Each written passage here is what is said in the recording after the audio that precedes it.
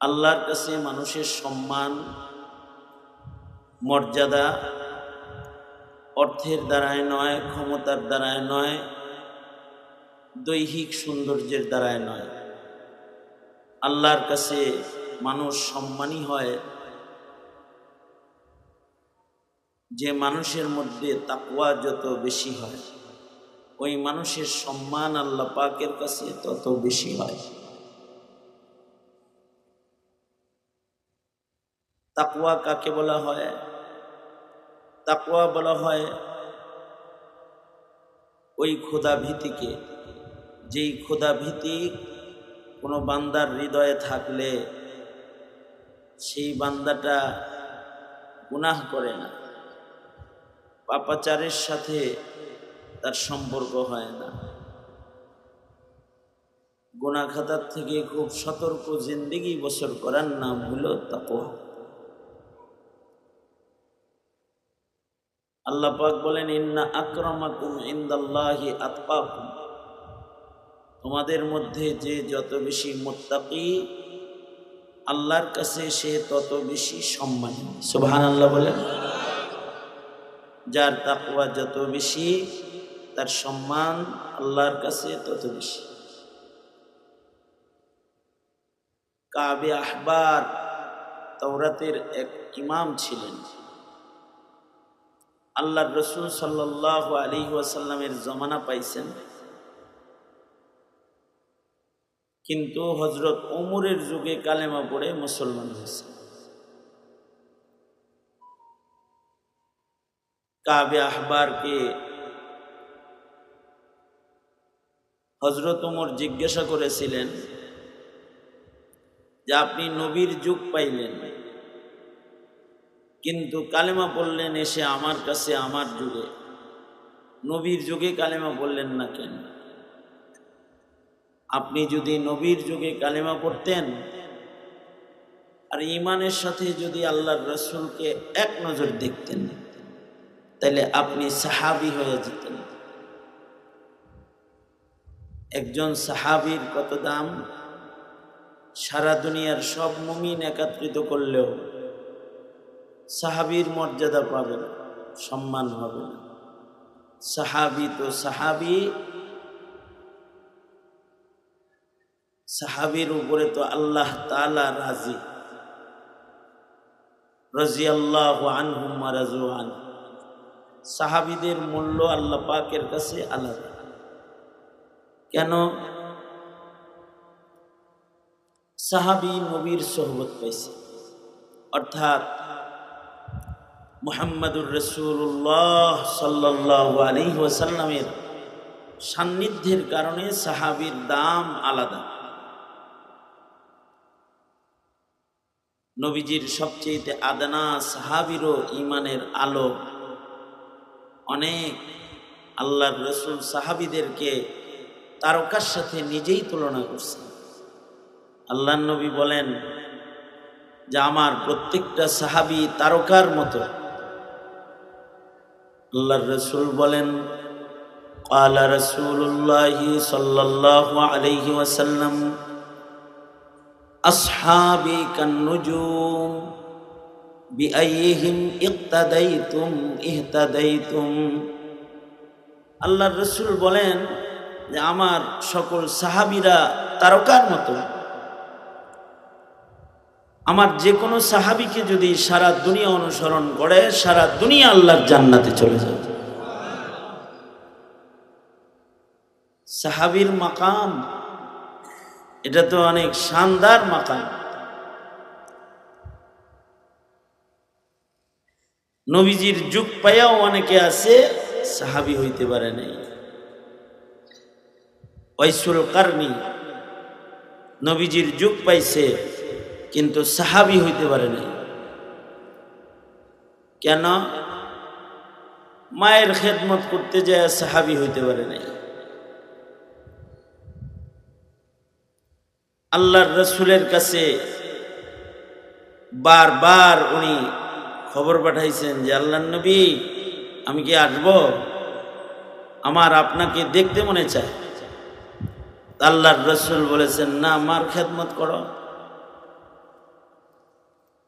মা অসুস্থ, আসতে তো মনে চায়, মায়ের খেদমত করি, তাই আসতে পারি না। এখন কি করবো? খেদমত বাদ দিয়ে আসমো? আল্লাহর নবী শরাফত গালেব, নবীজি কি আর নিজের কথা বলবে? নবীজি মায়ের কথাই তো বলবে। নবীজি বলছেন মার খেদমত করো।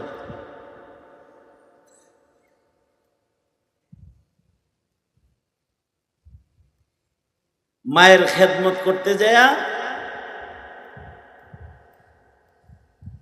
তিনি আল্লাহর রসুলের হুকুম মেনে নবীর নির্দেশে মার খেদমত করছেন। এই যে মায়ের খেদমত করছেন, এতে কি দাম কমছেও না? কমে নাই। সাহাবী হইতে পারে নাই, সাহাবী হিসাবে তো সাহাবীর দাম বেশি, কিন্তু আল্লাহর রসুল সাহাবীকেও বলছেন যে ওয়াইসুল কারনি মায়ের খেদমত করে নিজের জবানকে কবুল করাইছে। এই আলী, ওমর, তোমরা ওয়াইসুল কারনির কাছে দোয়া চাইও, নিজেদের জন্য দোয়া চাইও। কত শানদার মাকাম! আল্লাহ পাকের কাছে নবীর হক, নিজের হক, এর চেয়েতেও মা বাবার হক আদায় করাটা আল্লাহর কাছে বেশি পছন্দের। এই কারণেই হযরত জুরাইজ, তিনি মা ডাকছে ওনাকে দরজায় দাঁড়ায় দাঁড়ায়, কিন্তু হযরত জুরাইজ মায়ের ডাকে সাড়া না দিয়ে নামাজ পড়ছে। তো মা বদদুয়া করে ফেলছে, বেশ্যার চেহারা দেখিস, মার চেহারা দেখলি না দরজা খুইলা। তো এই বর্ণনায় আসে মুহাদ্দিসরা বলেন, আল্লাহর রাসূলও বলেছেন, জুরাইজ যদি ফকিহ হইতো, লাউ কানা জুরাইজ ফকিহান, জুরাইজ যদি ফকিহ হইতো তাইলে নামাজ ছাইরা মার ডাকের জবাব দিয়া মা কি বলতেছে এটা জিজ্ঞাসা করত। মায়ের হক অনেক। আল্লাহর রাসূল হযরত ওয়াইসুল কারনিকে মার খেদমত করতে বললেন। তারপরেও ওয়াইসুল কারনির দাম বেশি না একজন সাহাবীর দাম বেশি?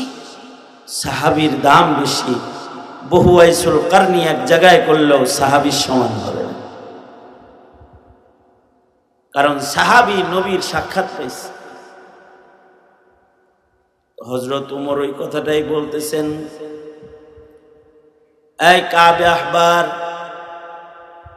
আপনি যদি খালি নবীর জিয়ারত করতেন আর নবীর যুগে কালেমা পড়তেন তাহলে আপনি সাহাবী হইতেন। অবহেলা করছেন কেন? কালেমা পড়লেন কিন্তু আগে পড়লেন না। আগে পড়লে দাম বাড়ত, এখন পড়ছেন, তাতে তো দাম আগের মতো আর হইল না। তাবেঈ হইলেন, সাহাবী তো হইতে পারলেন না। তো কাবে আহবার বলে যে আমি যে সাহাবী হইতে পারি নাই, এটার জন্য দায়ী আমার আব্বা। কেমনে? আমার বাবাও তাওরাতের আলেম। তাওরাতে যে সকল জায়গায় আল্লাহর রসুলের গুণগান আছে, আমার আব্বা ওই জায়গাগুলো কাইটা আলাদা করে সিন্ধুকে তালা দিয়ে রাখছে। আমি গোটা তাওরাত পড়েছি, কিন্তু যেখানে যেখানে মুহাম্মদুর রাসূলুল্লাহর গুণগান আছে এটা আর পড়তে পারিনি। আর আব্বা আমাকে বলতো যে তাওরাতের কিছু কিছু অংশ, আমি তাওরাত গবেষক, এই সিন্ধুকে তালা দিয়ে রাখছি, এগুলো কিন্তু খুলিস না, এগুলো পড়লে কিন্তু বাপ মা ভুলে যাবি।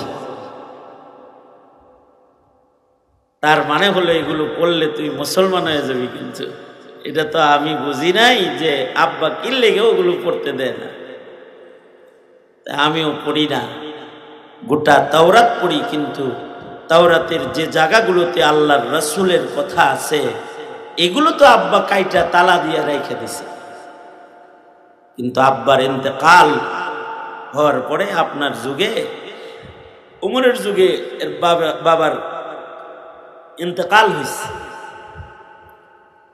কাবে আহবার বলে, আমার বাবা মারা গেলে ওই যে তালা দিয়া যে তাওরাতের পাতাগুলো রাইখা দিছি ওইগুলা খুইলা আমি পড়ছি। কাবে আহবার বলে, তাওরাতের ওই পাতাগুলো পড়া দেখি ঠিক জিন্দা মুহাম্মাদুর রাসূলুল্লাহ সাল্লাল্লাহু আলাইহি ওয়াসাল্লামকে আমি যেমন দেখেছি তাওরাতের পাতার ভেতরে নবীর বর্ণনা তেমনই আছে। আব্বা যদি আমার উপরে জুলুমটা না করত তাহলে আমি রাসূল চিনে ফেলতাম, আমি কালেমা পড়ে নবীকে দেখে মুসলমান হয়ে যেতাম।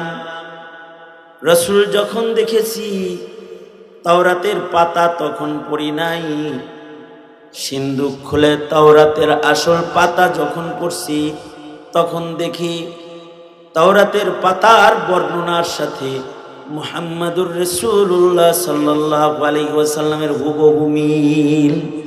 এ কারণে আমি রাসূল চিনে ফেলেছি তো আপনার যুগে, আগে তো চিনিই নেই।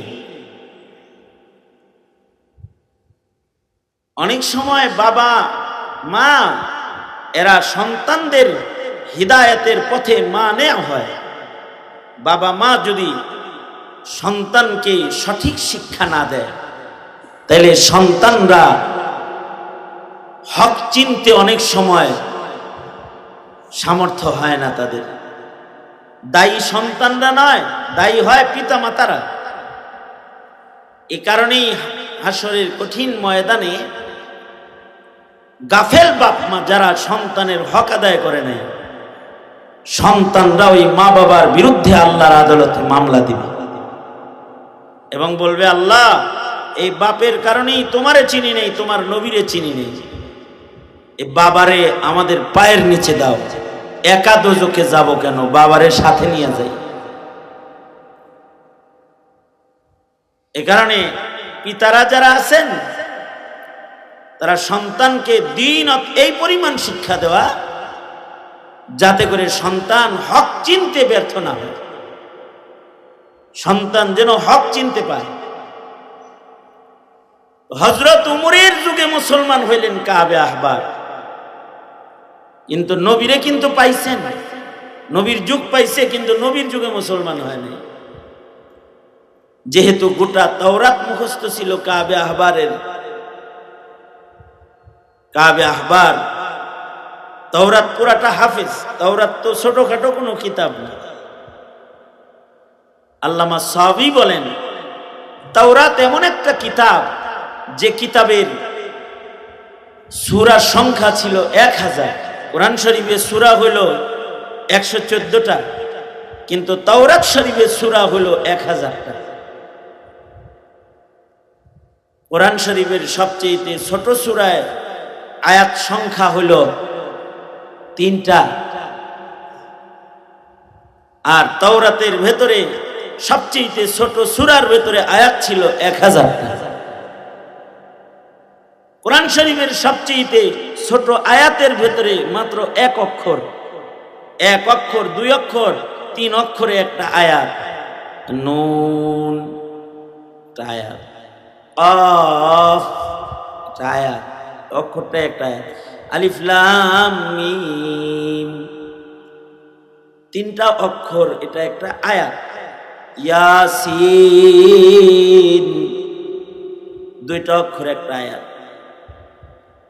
কিন্তু তাওরাতের সবচেয়ে ছোট আয়াতের ভেতরে আল্লামা সাহাবী বলেন 1000টা করে কালিমা ছিল।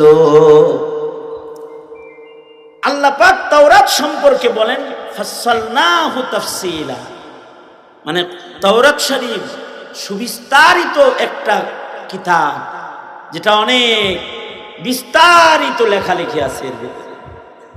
বিস্তারিত যে আছে এমনিই তো না, 1000 সূরা, এক এক সূরায় 1000 আয়াত, আর এক এক আয়াতের ভেতরে কালিমার সংখ্যা 1000। তার মানে হলো 1000 কালিমা সম্বলিত একটা আয়াত, এমন 1000টা আয়াত সম্বলিত একটা সূরা, এমন 1000টা সূরা সম্বলিত বিরাট বড় একটা কিতাবের নাম হলো তাওরাত শরীফ। কিন্তু সুবহানাল্লাহ বলার লেগে রেডিওয়ে বয়ে থাকেন, এতক্ষণ তো পড়েন নাই, ব্যাকলের লাহান চাইছিলেন, এখন সুবহানাল্লাহ বইলেন, একটা খবর দিই।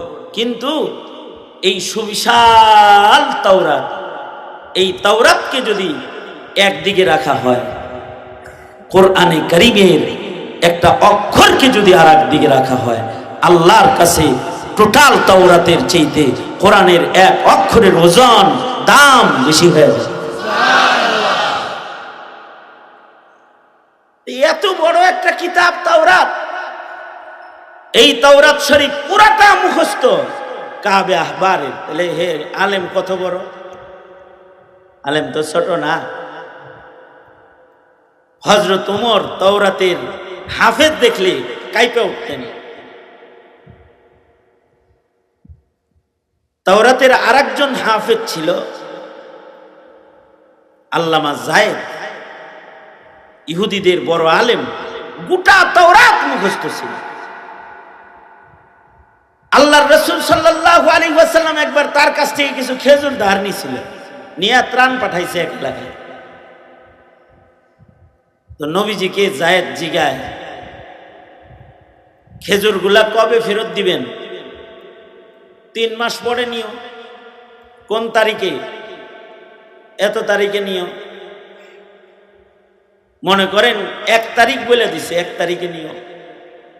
সে ওই মাসের 1 তারিখ আসার 3 দিন আগেই আল্লাহর নবী এক জানাজার নামাজ শেষ করে আবু বকর ওমর সব সহ যাইতেছে,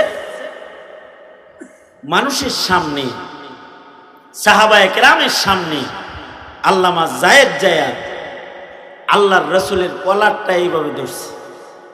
এভাবে কলার ধইরা বলে কি, এই মুহাম্মদ, তোমরা আব্দুল মুত্তালিবের বংশের সন্তান,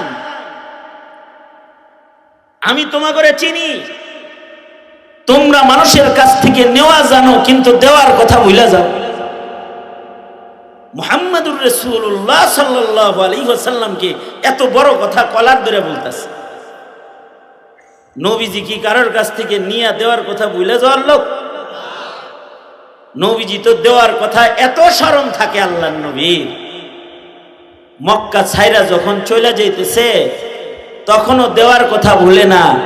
হযরত আলীকে বললেন, আলী, আমার বিছানায় চাদর মুড়ে দিয়ে শুয়ে পড়ো, এই গনিমতের আমানতের মাল যেগুলো আছে এখানে, এগুলো সব উপরে নাম লেখা আছে, বাড়ি বাড়ি যেয়ে দিয়ে আইসো।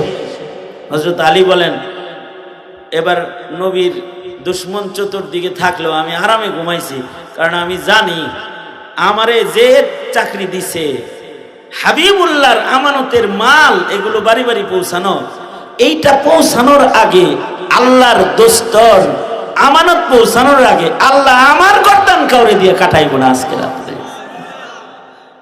হযরত আলী বলেন, আমার জীবনের সবচেয়ে নিশ্চিন্ত ঘুম ওই রাত্রে ঘুমাইছি যে আজকে আজরাইল আইতো না। সকাল বেলায় নবীজির আমানত গুলা হাতে হাতে নিয়ে পৌঁছে দিয়ে আসছে। নবীজি এরকম ফেরত দেওয়া জানে, আর সেই নবীকে কলার ধরে বলে, এই তোমারে চিনি, তোমরা নেওয়া জানো দেওয়া জানো না। হযরত ওমর পাশে আছে।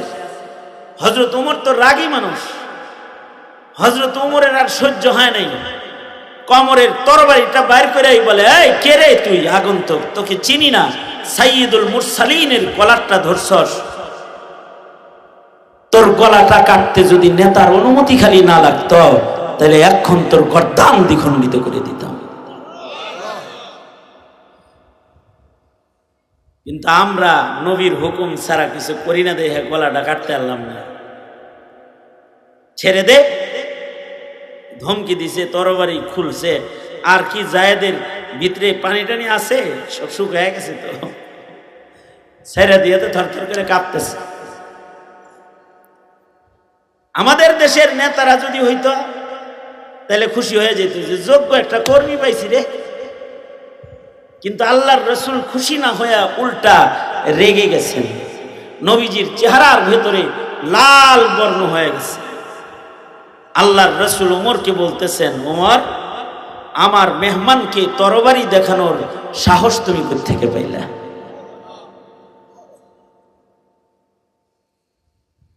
যাও, আমার কাছে খেজুর পায়, তোমার এবার ফলন ভালো হয়েছে, খেজুরগুলা দিয়ে দাও। বাহবা দিব তো দূরের কথা, উল্টা জরিমানা লাগাইছে যে আমার কাছে এত মন পায়, এই মন খেজুর তুমি দিয়ে দাও। আমাদের এই যুগের কর্মীরা হইলে কইতো, নেতা তোর গুল্লি মারি, তোর পক্ষে কথা কয়ে উল্টা জরিমানা। আর আল্লাহর রাসূল সাল্লাল্লাহু আলাইহি ওয়াসাল্লাম জরিমানা লাগায় দিবেন। সাহাবী তো সাহাবী, সাহাবীর কোনো প্রশ্ন নাই। হাতটা ধইরা চলেন, যায়েদের হাত ধরে টাইনা নিজের গোডাউনের দিকে যাইতাছে। পেছন থেকে আল্লাহর নবী বলে, আয় উমর,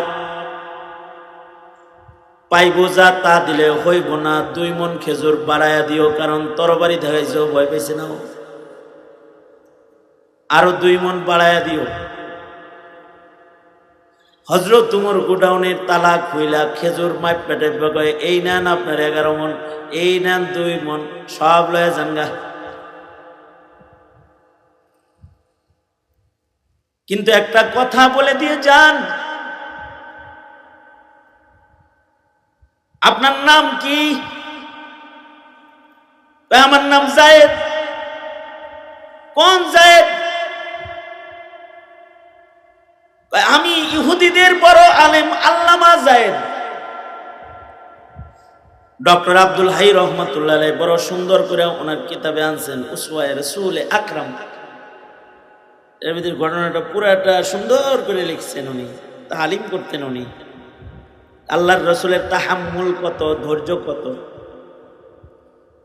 আর উমরই বা কেমন ধৈর্যশীল। উমর বলে, আপনি কি যায়েদ মানে কি? আপনি কি আল্লামা যায়েদ? হ্যাঁ, আমি আল্লামা যায়েদ। তার মানে হযরত উমরের ইলমের উপরে যায়েদের ইলম প্রভাব বিস্তার করেছে।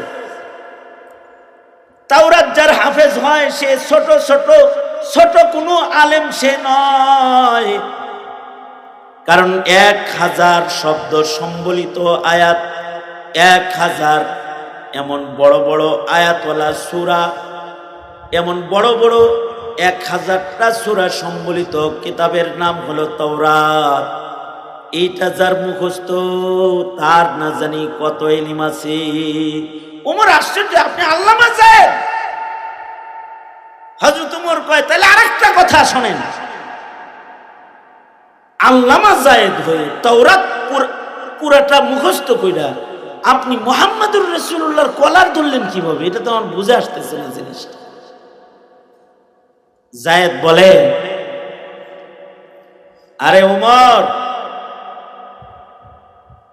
কলার ধরছি তো তাওরাত পড়াই ধরছি।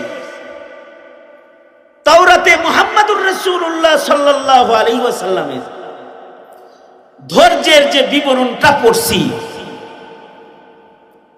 যে নবীর ধৈর্য সারা দুনিয়ার সব নবীর ধৈর্যের চাইতে বেশি। এইটা পরীক্ষা করার জন্যই তো সবার সামনে অন্যায় ভাবে কলারটা ধরে টেস্ট করলাম, সে দেখে কিরকম ধৈর্য, কিরকম পরীক্ষা করলাম। এখনো কি পরীক্ষা শেষ হয় নাই? পরীক্ষা শেষ, এখন কই যান? এখন এই সব লয়ে যাইতেছি, এগুলো আবার সৎকার করবো, কালেমা পড়ে মুসলমান হবো।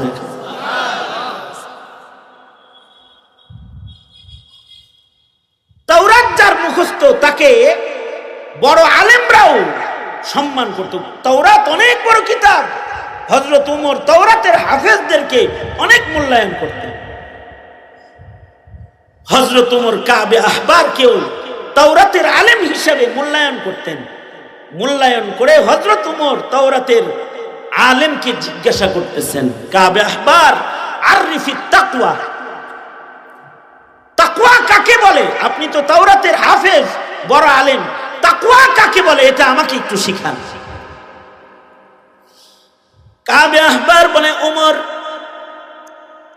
আপনি কি এমন পথে কখনো চলেছেন যে পথে কাঁটাযুক্ত পথ, অর্থাৎ দুই পাশে যদি কাঁটা থাকে, এর মাঝখান দিয়া একটা মানুষ যদি পার হয়ে যেতে চায়, তাহলে ওই মানুষটা যেমন সতর্কতা লইয়া রাস্তা চলতে থাকে, গাছের কোনো কাঁটায় যেন তার কাপড় আটকে না যায়।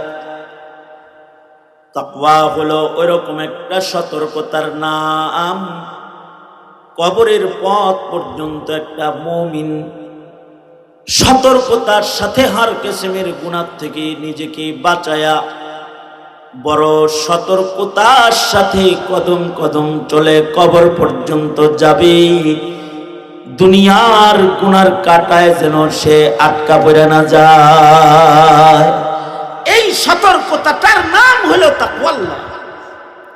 আল্লাহর রাসূল বলেন, ইত্তাকিল মাহারিম তাকুন আ'বাদান নাস। গুনাহ ছেড়ে দাও। আল্লাহ পাক আব্দুল্লাহ ইবনে আব্বাস রাদিয়াল্লাহু আনহুমা খুব বেশি লম্বা সময় নবীজির সোহবত উঠাইতে পারেন নাই। বাচ্চা বয়স থেকে রাসূলকে দেখেছেন, কিন্তু নবীজির ইলমি সাহবত ফতেহ মক্কা থেকে শুরু করে নবীর ওফাত পর্যন্ত খুব অল্প সময়। কিন্তু এই অল্প সময়ে আল্লাহর রাসূলের কাছ থেকে এত দোয়া আব্দুল্লাহ ইবনে আব্বাস নিছেন। একদিকে চাচাতো ভাই, নবীজির কাছ থেকে এত দোয়া নিছেন, নবীর দোয়ার বরকতে উনার সিনায় নবীজির ইলমটা ফটোকপি হয়ে পুরাটা ঢুকে গেছে।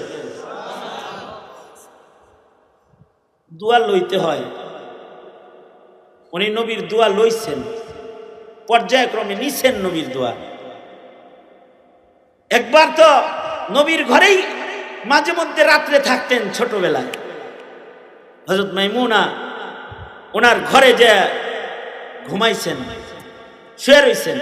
হযরত আব্বাস বলেন, আমি তো নবীজি আর খালার মাঝখানে ঘুমায় রইছি, শুয়ে রইছি, ঘুমের বাপ ধইরা। আল্লাহর রাসূল জিজ্ঞাসা করতেছেন, গোলামে কি ঘুমাইছে? গোলাম, এই বাচ্চাটা কি ঘুমাইছে না এখনো জাগনা আছে? আমার খালায় কইল যে ঘুমায় গেছে। নবীজি খালো লাগতো, ঘুমায় গেছে। হযরত আব্বাস বলে, আমি কিন্তু ঘুমাই নেই, আমি কিন্তু চোখ বন্ধ করে ভান ধরে রয়েছি। আল্লাহর রাসূল সাল্লাল্লাহু আলাইহি ওয়াসাল্লাম কিছু সময় পরে বেরিয়ে গেলেন।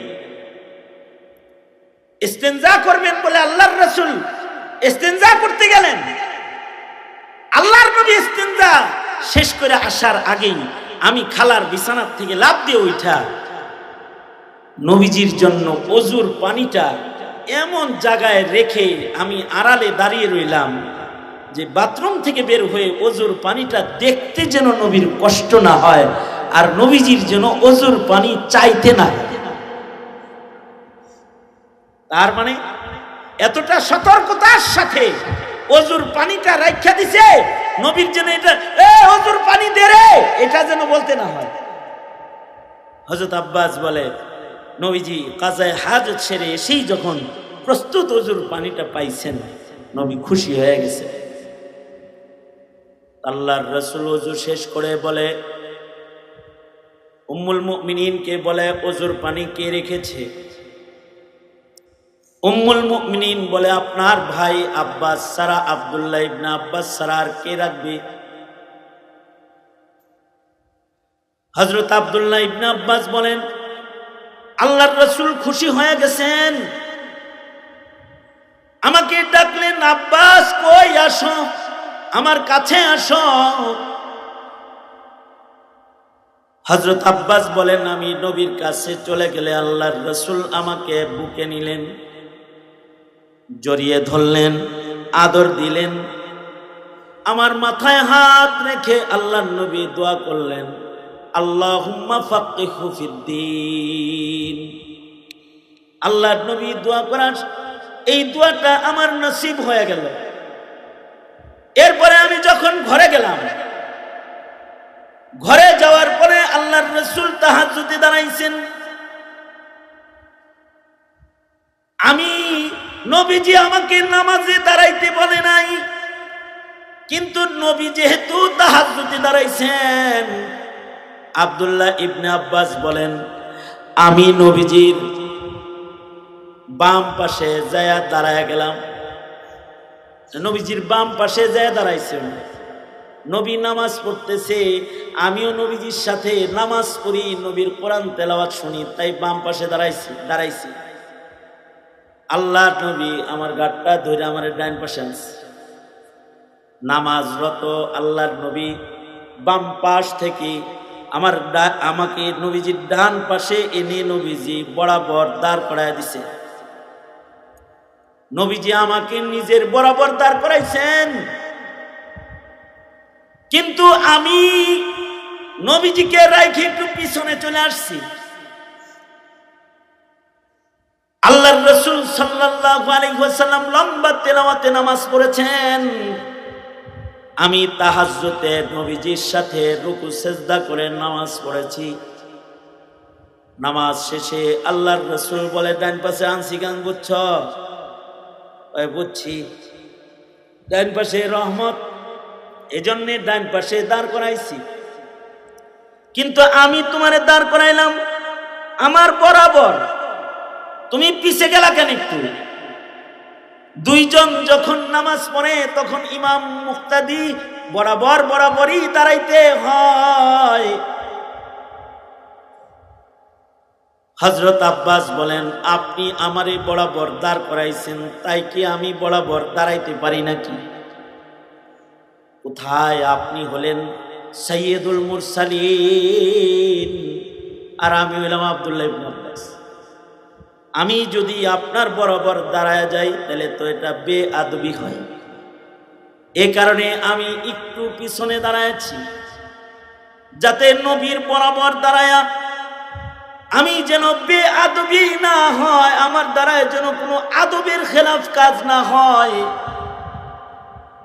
হযরত আব্দুল্লাহ ইবনে আব্বাস বলেন, এই যে নবীজির সাথে যে বুদ্ধিমত্তার সাথে আদবের মুআমালাটা করেছি, আল্লাহর রাসূল আবার খুশি হয়ে গেছে।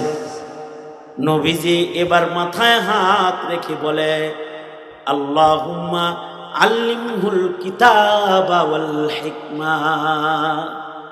মানে নিজের আদব দিয়ে আল্লাহর রাসূলের কাছ থেকে একাধিক দোয়া এমন ভাবে নিছেন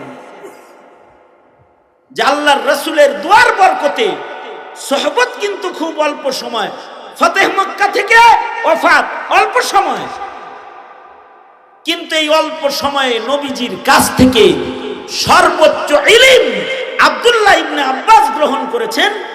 এই আব্দুল্লাহ ইবনে আব্বাসকে হযরত ওমর যখন আধা জাহানের খলিফাতুল মুসলিমিন, আর উনি যখন সাংসদদেরকে নিয়ে, সংসদ সদস্যদেরকে নিয়ে যখন মিটিংয়ে বসতেন, তো আব্দুল্লাহ ইবনে আব্বাসকে হযরত ওমর মসজিদের এক কোনায় বসায় রাখতেন। সিনিয়র সাহাবীরা বলে, আমিরুল মুমিনিন, আমরা মুরব্বীরা এখানে রাষ্ট্র পরিচালনার সংসদে বসি, এইরকম একটা বাচ্চারে এখানে বসায় রাখেন, আমাগর কি একটু শরম লাগে না? বাচ্চাটারে এখানে বসায় রাখেন। হযরত ওমর বলতেন, আমরা মুরব্বীরা বসে মিটিং করতেছি, কিন্তু এই বাচ্চাটাকে এই জন্য বসায় রাখছি, এই বাচ্চাটার নবীর কাছ থেকে এত ইলম নিছে, সে রাইসুল মুফাসসিরিন, সাহাবায়ে কেরামের ভেতরে সবচেয়ে বেশি তাফসীর বুঝনেওয়ালা সাহাবী সে। নবীর কাছ থেকে ইলমের খাজানা সে গ্রহণ করেছে। আমরা সংসদ চালাই, আধা জাহান চালাই, কিন্তু বাচ্চাটাকে এখানে বসায় রাখছি এজন্যে আমরা যদি কোনো ভুল করি আর ইলম দিয়া যদি ও দেখে যে আমরা ভুল করেছি, তখন ও আমাদের লাগামটাকে টেনে ধরতে পারবে। এইটা হলো উমরের শাসন, যে উমরের শাসনামলে বাচ্চা আলেমে দ্বীন আব্দুল্লাহ ইবনে আব্বাসকে পাশে বসায় রাখা হতো লাগাম টেনে ধরার জন্য। কিন্তু আশ্চর্য বিষয়, এখন যারা রাষ্ট্র চালায় তারা লাগাম দিয়ে রাখে নাস্তিক আর মুরতাদের হাতে দিয়ে রাখে। উচিত তো ছিল সংসদে যোগ্য আলেমে দিন বসায় রাখবে, যে তাদের লাগাম টেইনা ধরতে পারবে সংসদের ভিতরেই। বরঞ্চ সংসদের বাইরে থেকেও যদি কোনো আলেমে দিন সরকারের বিপক্ষে কথা কয়, তখন সরকারের মাথা গরম হয়ে যায়। এই আলেমটাকে জেলখানায় আবদ্ধ করে, তালাবদ্ধ করে হত্যা করার চক্রান্ত চালায়।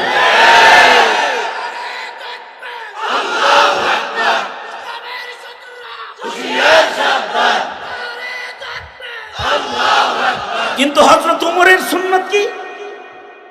হযরত ওমরের সুন্নাত হলো, রাষ্ট্র চালাইতেছে বুড়ারা, বাচ্চা আলেমকে পাশে বসায় রেখেছে কি করার জন্য? হালুয়া খাওয়ানোর জন্য নাকি ভুল ধরার জন্য? জোরে আওয়াজ করে বলেন। তার মানে হলো উম্মতের আলেমরা রাষ্ট্রের পরিচালনায় ভুল হলে ভুল ধরবে, এটা তাদের দায়িত্ব।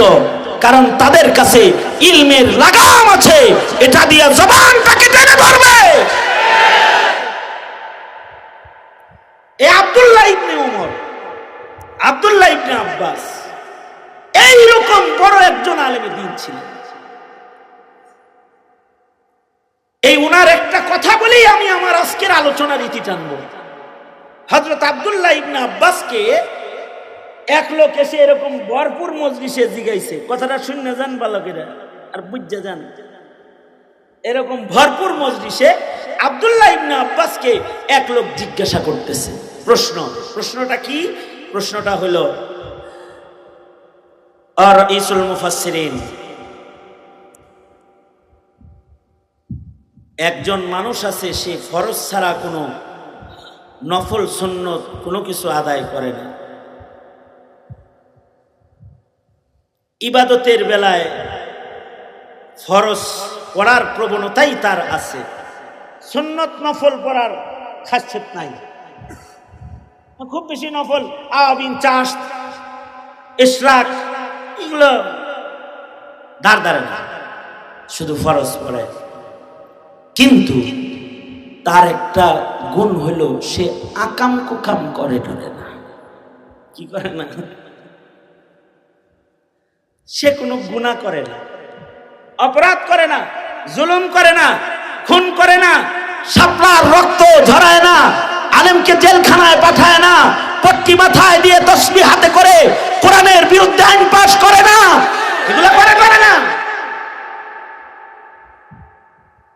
কিন্তু খুব বেশি নফল ইবাদত করে, শুধু ফরজ গুলা কোন রকম আদায় করে, গুনাহ খাতা করে না। আর একজন মানুষ আছে, হে আওয়াবিন, চাষ, ইশরাক কোনটাই ছাড়ে না। তাহিয়াতুল উযু, দুখুলুল মসজিদ যত আছে সব পড়ে, তসবির দানা ধরে মসজিদের কোণে বসে বসে জিকির করে। সুফি দরবেশ বাবা, পাক্কা দরবেশ বাবা, দাড়ি দেখলে মনে হয় আব্দুল কাদের জিলানী। ইবাদত বন্দেগী খুব করে, কিন্তু আকাম কুকাম একটাও ছাড়ে না, গুনাহ খাতাও করে, পাপাচারও করে। একটা লোক আছে যে নফল পড়ে না, শুধু ফরজ পড়ে, কিন্তু তার গুনার সংখ্যা কম। আরেকজন আছে নওয়াফিল, মুস্তাহাব্বাত কোনো কিছুই ছাড়ে না, কিন্তু তার আকামের সংখ্যা ফিলিস্তিটা অনেক বিস্তৃত। দরবেশ বাবারে দেখতে কত সুন্দর লাগতো, হে যে আকাম করছে হে নিজেও জানতো, এ কারণে তাড়াতাড়ি দাড়ি কাটতে যে নৌকায় বইছিল বাঁচার লেগে।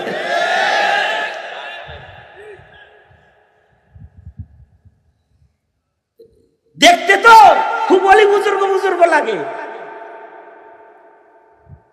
মসজিদেও এমন কিছু মুসল্লি থাকে, এগুলো দাড়ি, পাগড়ি, টুপি সবকিছু ঠিকঠাক আছে,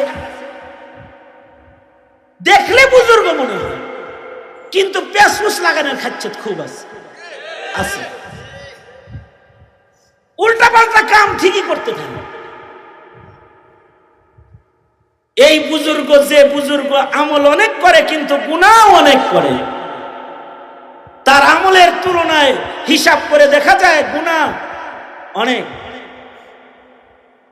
এই দুই ব্যক্তির ভেতরে আল্লাহর কাছে কোন ব্যক্তি প্রিয়, এটা হলো প্রশ্ন। কার কাছে? আব্দুল্লাহ ইবনে আব্বাসের কাছে। আব্দুল্লাহ ইবনে আব্বাস বলে, আমল কিছু কম, সমস্যা নাই, কিন্তু সে গুনাহ করে না, তার মানে তার ভেতরে আছে তাকওয়াল্লাহ। এই লোকটা ওই লোকের চাইতে অনেক বেশি উত্তম, যে লোকটা নেক আমল করে আবার আকাম কুকাম করে, যার ভেতরে গুনার প্রবণতা থাকে, গুনাহ করার খাসলত যার থাকে, তার ভেতরে তাকওয়া কম। যদিও ইবাদত তার কিছু থাকে, আল্লাহর কাছে মুত্তাকির দাম। ইন্না আকরামাকুম ইনদাল্লাহি আতকাকুম, আল্লাহ বলেন আল্লাহর কাছে সে হলো সম্মানী, যার তাকওয়া, যার খোদাভীতি যত বেশি, আল্লাহর কাছে তার সম্মান তত বেশি। এ কারণে আল্লাহ বলেন, ও আমার প্যারা ঈমানদারেরা, ইয়া আইয়ুহাল্লাযীনা আমানুত্তাকুল্লাহা হাক্কা তুকাতিহ, হে আমার প্রিয় ঈমানদার বান্দাবান্দীরা, ইত্তাকুল্লাহা হাক্কা তুকাতিহ, আল্লাহকে ভয় করার মতো ভয় তোমরা করো। আর সাবধান, মুসলমান না হয়ে কিন্তু মৃত্যুবরণ করো না। তার মানে হলো যতক্ষণ পর্যন্ত কামিল তাকওয়া কেউ অর্জন না করবে, ততক্ষণ পর্যন্ত কেউ মুসলমান হতে পারবে না। মুসলমান যখন কেউ হয়ে যাবে, তখন তার দ্বারায় আর গুনাহ হবে না, কারণ তার ভিতরে আছে কামিল তাকওয়াল্লাহ, আল্লাহর ভয়। এ আল্লাহর ভয় কামিল যাদের ভেতরে রয়, তারা কখনো গুনাহ করতে পারে না। এইটাই সাহাবায়ে কেরামের সিফাত। ইবাদত কম বেশি হতে পারে, কারোর দৈহিক শক্তি কম, তার নফল নামাজ কম হইতে পারে, কারোর দৈহিক শক্তি কম, তার রোজা কম হইতে পারে, কিন্তু যদি তাকওয়া থাকে তাহলে তার গুনাহ হবে না। সুতরাং ইত্তাকিল মাহারিম জমানা কিন্তু গুনাহের রাজ্যের ময়দানে চলাফেরার জমানা। যেদিকে যাবেন গুনাহ আর গুনাহ, অনলাইনের গুনাহ, ফেসবুকের গুনাহ, টেলিভিশনের গুনাহ, আড্ডার গুনাহ, নগ্নতার গুনাহ, বেপরদার গুনাহ, মুআমালাতের গুনাহ, পাপাচার এখন খুব আসান। যদি আল্লাহর আদালতে বাঁচতে চান, কাজ একটাই, গুনাহ ছেড়ে দিন।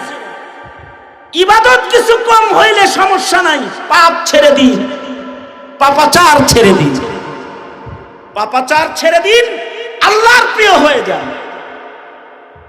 মাহফিলে আসছেন, আপনাদেরকে এটা বলতে চাই না যে আজ থেকে আওয়াবিনও পড়বেন, চাষতো পড়বেন, আজ থেকে প্রতিদিন এক পারা করে কোরআন শরীফ পড়বেন, ওয়াদা করেন, এটা বলতে চাই না। হ্যাঁ, এতটুকু ওয়াদা আপনাদের কাছ থেকে নিতে চাই, সেটা হলো আগামীর হায়াতটা হবে গুনাহ মুক্ত হায়াত। ইনশাআল্লাহ বলেন, ইনশাআল্লাহ বলেন, গুনাহ করব না ইনশাআল্লাহ।